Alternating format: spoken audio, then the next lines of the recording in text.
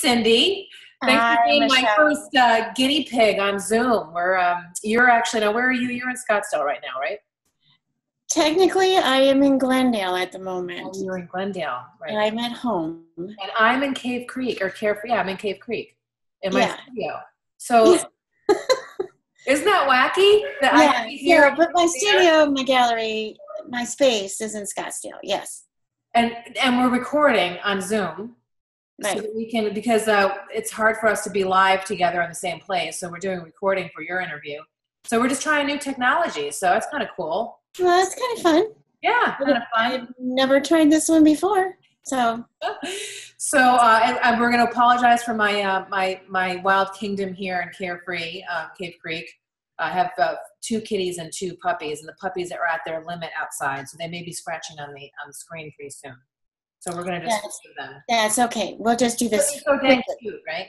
We'll do it fast. Be So fun. the reason why we're talking today is that you and Cindy Moses and Pat O'Brien and Lucretia Torva have an opening at my new gallery in Carefree called Fearless Artworks. And so you're actually, to me, the first official opening, because I was the first opening. That doesn't feel official to me. So you're actually the first non-me opening. There you go. Fearless Artworks. First non-me. So I'm really excited about that. So, and we've been kind of at this thing since February, which really is kind of interesting when you think about it, right? Yeah, well, we've kind of gone full circle. And we didn't know in February when we started talking about doing Fearless pop-ups, and I'd be opening up Fearless Artworks. And right. So I'm super excited that the 12 of you who have chosen to stay on board for the Fearless pop-ups are here for the Fearless Artworks launch. So that's really awesome. So the reason why I chose the 4 of you together is because you kind of have a similar flavor. And we talked to Lucretia Torva earlier this week out in the gardens in Carefree, which is kind of cool. Right, and right. So, I want to talk a little bit about, you actually coined the term Realism's Imagined, which I really liked. I scooped up right away. So I can take no credit for the title. Tell me a little bit about your work and why you chose that title. Well, it's always, talking about the work is, I can go on and on and on, or I can just say a few words. So, I'll start with the title, Realism Imagine. I was looking at the work, my own work, plus the work of the other artists, and it occurred to me that all of it is kind of based on realism, but none of it is really realism. Right. It's not photojournalistic. Yeah. But even then, there's a lot of imagination that goes into those compositions. Mm-hmm. So I was just brainstorming and writing down a bunch of titles. And so I sent you 4 of about 20 that I'd written down. I just picked the ones that I thought that might be appropriate for us as a group. Well, I think it's a perfect title. Because you're right. You guys all have a real topic. So you kind of focus on landscapes. Mostly. Mine is really the last few years have really been focusing on atmospheric conditions with reflective and refractive light, and then the color of that refraction and reflection. Most people would go, well, they're just sunsets or they're sunrises, but they're a lot more than that. Atmospheric conditions that make up those things are all based on science. So the reds that you see in the sky in the winter, those you won't see red in this, for instance, in the summer, because that red is actually made by refraction of the light in ice crystals. And those ice crystals, there's 4 different kinds, and the kind that we're talking about that makes that red only happens in the winter. So it's not just pretty sunsets to me. It's really about science and figuring out why those atmospheric conditions exist and what makes them happen. And so I actually am very excited to say was accepted into the National Weather Center's biennial, which I went to a couple of weeks ago for the opening of that. And it's all just based on weather, art that's based on weather. And that's a big national show. So I was very excited about that because that's really where my work belongs. Aside from the fact that it's really inspiring. I mean, I mean, I started painting the skies not based on science, but based on emotion and how it has a way of renewing our spirits. I mean, I don't think I've ever known anyone that when they were in the dumps or needed inspiration, that they looked at a hole in the ground. They don't. They look up. They look for inspiration up. I'm actually talking with my hands back here.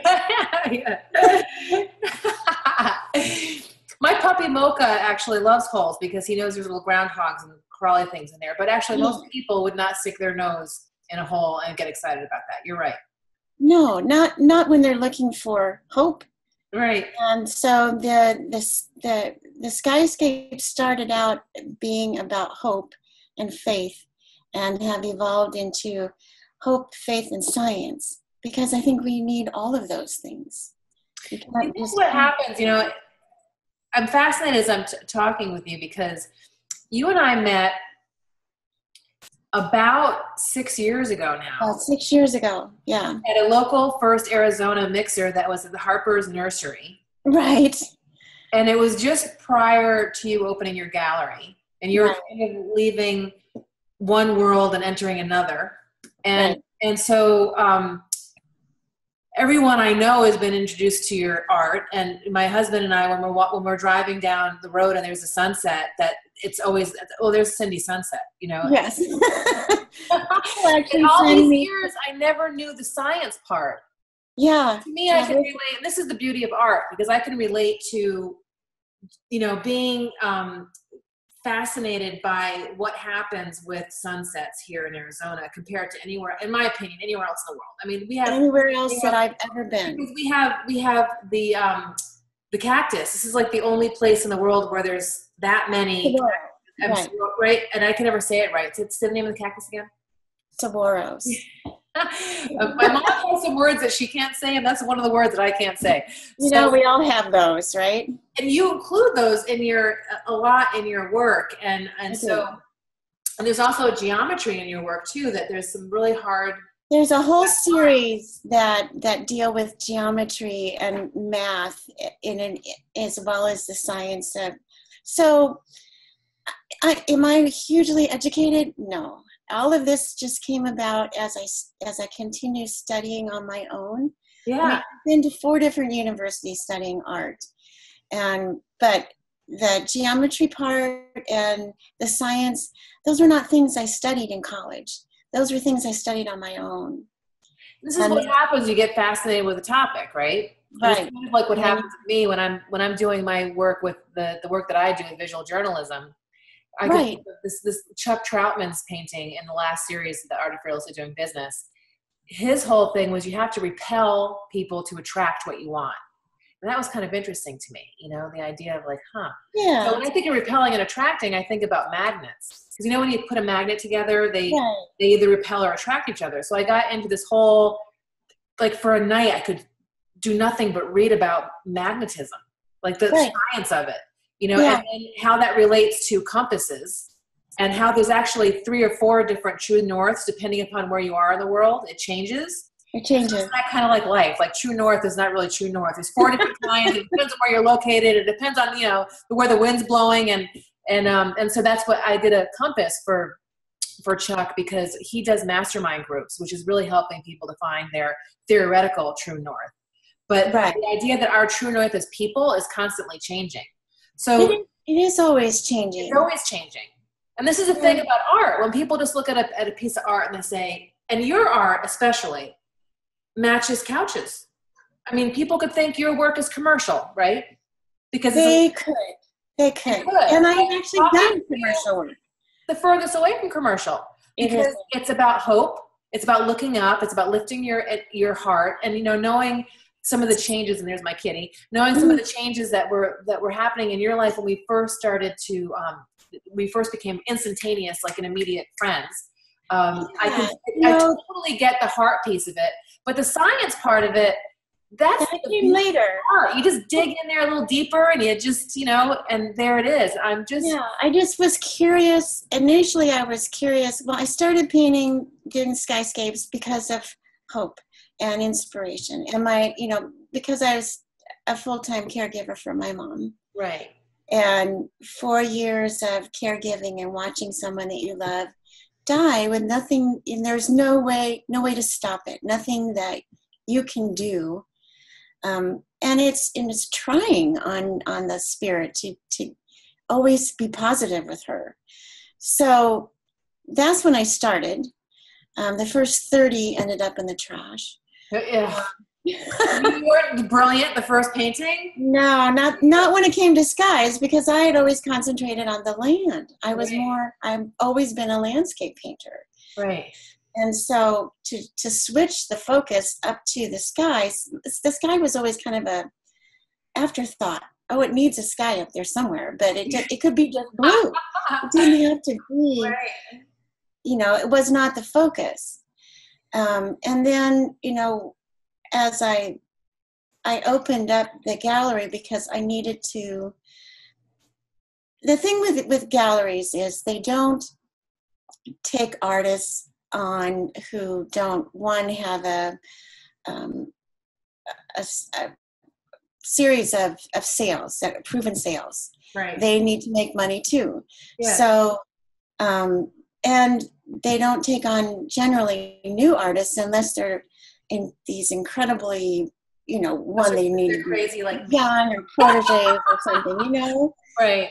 And so I needed to legitimize my work, and the only way I knew how to do that and to prove that I could be who I knew I always was or am was to do it myself. And that's we have that in common. Yes. Yes. It's very get that. We both get that.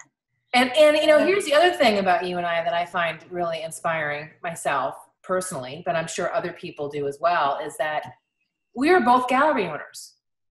We should be competitive, right? Like I have a gallery and you have a gallery. We should be competitive.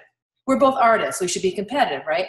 But you and I don't feel that way, do we? We feel like there's abundance everywhere, and that, there's a whole population of people in Carefree and Cave Creek and North Scottsdale that haven't seen your work yet. And I'm thrilled to get the opportunity to show them your work.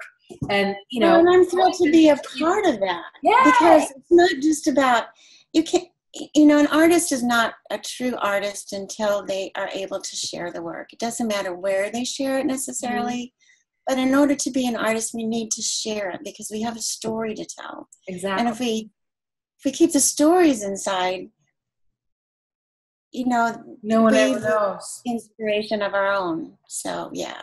And that was the thing for me with the Art of Fearlessly Doing Business. That was kind of like, So I interview these 13 successful business owners every year. And this is the third year in a row that I've done it. And the big thing that was shocking was, you didn't realize that, say it again? How many has it been? It's been 39. And there's only a couple of them, 39. So there's only a couple of them that actually get that art has a story. Like they have a relationship with art. So like Deborah Bateman is an avid art collector and an art enthusiast. She and her husband are just, their home is just full of really cool stuff. But there was a lot of people that it was the first time that they went, oh, art has a story. And that just kind of surprised me. But it also made me feel like there's an opportunity, right? Because you and I both know everything has a story. And I just learned something about your work that I don't even know. And we've been friends for 6 years. I've been in your gallery like a gazillion times and worshipped you. A gazillion times, right? Yeah. And so I'm really excited to know that about the science piece. And congratulations on getting such an awesome award. I mean, no brainer. Thank you. Well, just getting in was the award. But then from here, opening the gallery and doing the work, you and I both know that it's a challenge to balance all of that. Yes, it is. And so, but I use the work, the creative side, the work itself is my balance. Right. That's what, if I can't paint, if I'm too busy to paint for more than, if I can't paint almost every day, I get a little itchy. Yeah. Yeah. My husband would use a different word. Yeah. But I say it, there's a potentially a consonant missing, but yeah, I just you can I see need behind me. There's the big canvas. It's the next one I'm working on. It's been sitting there waiting for me to do something with it. I think we have that in common too, because we have a black component in our work. You add black to the shadows, and I start with black, so it's funny I didn't even think about that till now. But that canvas has been sitting there since the last time I painted was just prior to. I was literally painting the morning of the opening. I swear to God. And so just getting open this month has been kind of my focus has been elsewhere. Yeah, and the opening was, I'm so tied up on Thursday nights, so I felt so bad about not being able to be in two places at once. And I'm excited that you actually we're jumping in on one of your Thursdays. This is an odd opening. Usually we have openings on the second and fourth Friday. That's our plan anyway. But this is kind of an odd one because we had the floors painted. And so I wanted to get you guys in there as soon as possible. And I didn't want to invade on the first Friday, which is Phoenix, right? So it was 4 Thursdays in Scottsdale and 1 first Friday. So we're doing the first Thursday. So I'm really excited to hang the work with you guys. It's funny. I was walking around the gallery today with the new painted floors thinking, wow, this whole space is going to be completely different on Thursday afternoon after we're done hanging. And so we have an opening on Thursday, June 1st, and it's from 6 to 9. It's at the Fearless Artworks in Carefree, and we're at 7211 East Hoe Road and in Carefree. So if anyone's been to Carefree, it's kind of in the Sundial area. And I'm in the Spanish Village area complex that is the first actually commercial building built in Carefree. So it's pretty historic, and I'm excited about that. Oh, that's pretty cool. I didn't know that. Yeah, it's pretty cool. It's got the old Spanish, it's white, it's got the old Spanish curves and stuff. Right. I've been designing. Is it actually built out of Adobe? It is actually. Yeah, it's Adobe or I'm not sure if it's Adobe or if it's concrete, but it's got that Adobe look to it. And I'm designing some signs, because you and I are both graphic designers. I'm designing some signs to match it. And then we've decided, because we were getting out the press release today, that we'll have a conversation with the artists on June 19th, where the 4 of you will get together and talk about your work as a group. And I love that part, because I get to just sit back and let you guys talk it out, and I'll learn even more about your work, which is awesome, because all the 4 of you are 4 of the fearless artists that I'm representing this year. And so our goal is not only to bring your work into the gallery for one group show a year, but also to spread your work throughout the Valerie. I don't know who Valerie is, but the Valley. In the Valley. So we'll do, lots of commercial spaces and nonprofit spaces and kind of unexpected spaces throughout the Valley. And so we can share your work with more people. And it's an experience that when you're selling something, right, or you're promoting something, that the more you know about it, the better you are at promoting it. So that's one of the reasons why I'm doing these interviews, so that I can get to know you better, but also people can get to know you better. And also, as a group, a collective, our goal is to create new art collectors. So it's my right. And I think you agree with me here that I think more people would buy and collect art if they knew more about it. Well, yeah, and I have a whole series of miniatures. I call them the Treasure Series. Mm-hmm. That is an introduction to people who have never bought art before. Right. They're really reasonably priced, and I have some people that travel here once a year in March for baseball, and they come in and have for the last 6 years, and will buy one more piece and one more small little one, and they just continue to add to there. But if they weren't small and affordable at that point, they probably would have walked away to begin with, and never, because once you have original art, you can't go back to print. You can't go back. Yeah, you can't hang a TJ Maxx next year. Nothing. Not that there's anything wrong with that. It's just there's no heart to it. There's no soul to it. Right. There's no the artist's hand is not there. And I think we kind of know this, because when children. So I don't have children of my own, but you did. You have lots of them. How many do you have? I have 3 children of my own, and a stepdaughter, and 10 grandchildren. 10 grandchildren? And how you do it.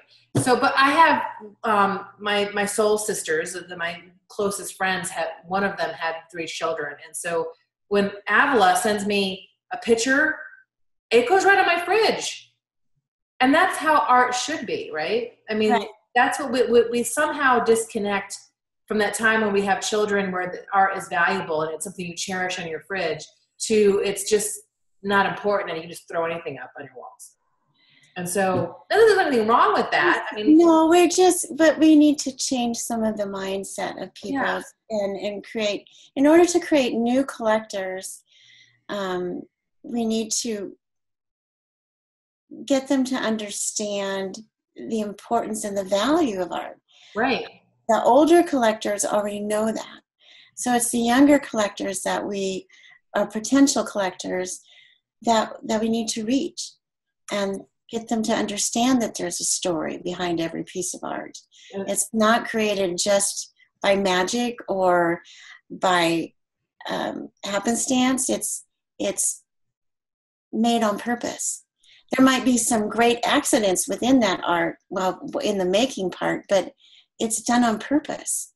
And yeah, I think we live in Scottsdale, carefree, North Scottsdale. You know, we live in basically the car capital of the world, right? You can drive down the street any given day in this area and see not just affluent people and Lamborghinis and Ferraris and Bentleys, which we do see that, but we'll also see car enthusiasts that will take a car and refurbish it, and it's the most amazing, shiny, gorgeous thing. And they're just people that have retired from other parts of the world, and they've come out here and they've taken up this, they've always had a hobby of enjoying cars, and they refurbish them. And somehow the difference between a car and a piece of art, it's the same thing, you know? So Right. you and I are on a mission, and we're on several missions simultaneously. One, as artists, we're looking to get our story out there. And as gallery owners, we're looking to be the example of how gallery owners can cooperate with each other to be mutually successful. And as women, we're just doing our thing and supporting each other and not competing with each other, which so really this is a win-win. And so I'm just super excited that you're on board. I'm thrilled to get an opportunity to work with you in any capacity. I'm looking forward to the opening on June 1st, and I just adore you and adore your work, and I'm looking forward to. The feeling is mutual, and I'm fascinated with your interview series and how you take their story and mix it into your art, and there's you in each piece. It's not just their story, it's also you. Well, that's what happens when two people interact, right? We become each other, and that's why I'm so excited, and everything I do is a collaboration. I'm so excited to be working with artists, and that I have an opportunity to have a gallery. It's just been a complete accident, but a no-brainer. And so, well, right, when it falls in your lap, you go, okay, yeah, I can do that. It makes like a perfect sense. Yeah. Well, the sun is going down. It's getting wicked dark in my studio, so Okay. these are like, that's it. We're good. We're coming in. We're coming in. All right. So, Cyndy, I appreciate your time. And you're very welcome. You have a great evening. I can hardly wait to see you tomorrow. I know, it's tomorrow already. It's crazy, right? Yeah.